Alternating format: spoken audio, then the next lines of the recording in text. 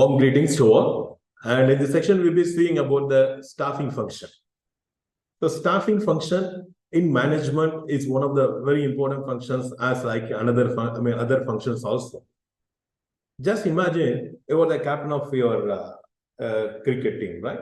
And definitely as a captain, you will try to identify who can bowl well, who can bat well, and you need the people who can field well, right? So who can strategically plan for that, who can take care of the physical fitness, who can take care of the fielding. So many things you wanted to have, right? So that if you want to try to build a team, so the team has a balanced skills, the team has the balanced expertise on different domains. Because these are different domains, actually, you have to take care, right? So, and you need the right people to fill those domains, isn't it? Only when you have the right people in each and every domain, each and every field, no, and certainly you can have a better team in order to accomplish the a given objective. That is winning the game. Okay, so in order to win the game, you are supposed to focus on different domains that are very much relevant to the given objective.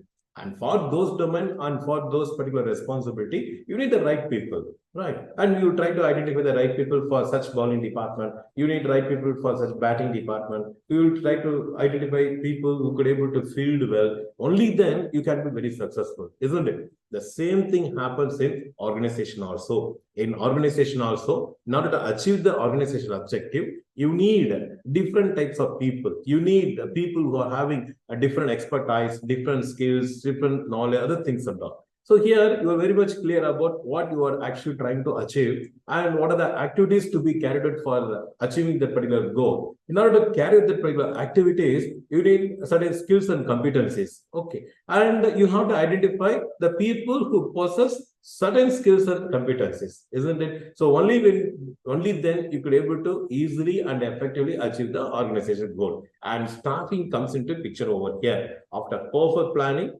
after organizing the different things like identifying the roles, identifying the responsibilities and everything and all, now you are in a position to fill up those roles.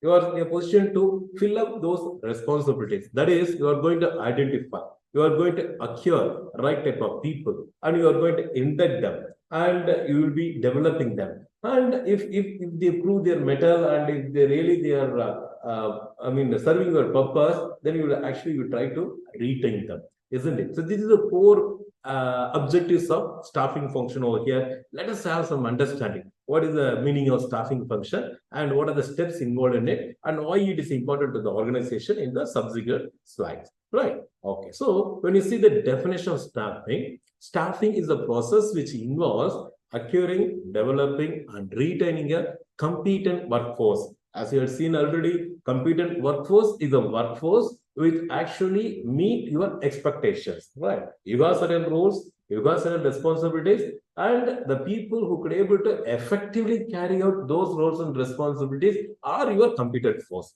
And those competent force, you have to identify them. You have to acquire them. And you have to nurture as per your company's policies, as per your company's standards and expectations. You have to nurture them, you have to develop them. And you also should come with a retention policies also.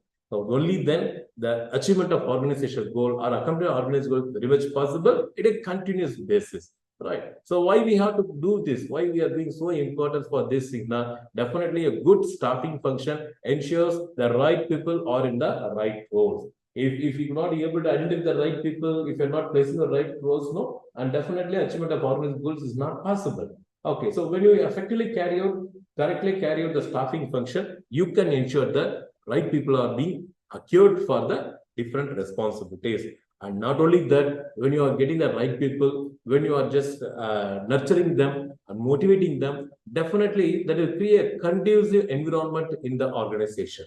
Okay, so when you acquire the right people itself, you are creating a right environment in the organization.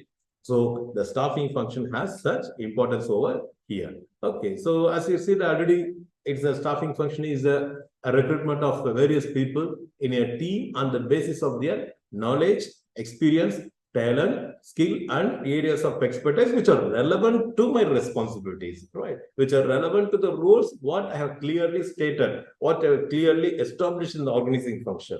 And with this staffing, what I'm trying to do means I'm trying to find the evaluate, select, and nurture the talent, which also catering to the present talent at the organization. Right. So that is how the staffing function ensures us to have an effective accomplishment to the organization objective. So exactly what you're going to do here, as stated in the last stanza, you have to find out the right people, you have to evaluate them, you have to select them, and after selecting, you have to induct them. After inducting, you have to nurture them so as to meet all your expectations.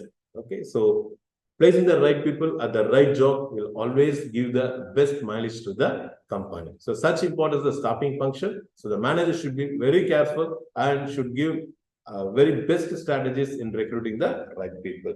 So this is the outline of the staffing function. In the next class, we'll be discussing on yet another function with yet another concept.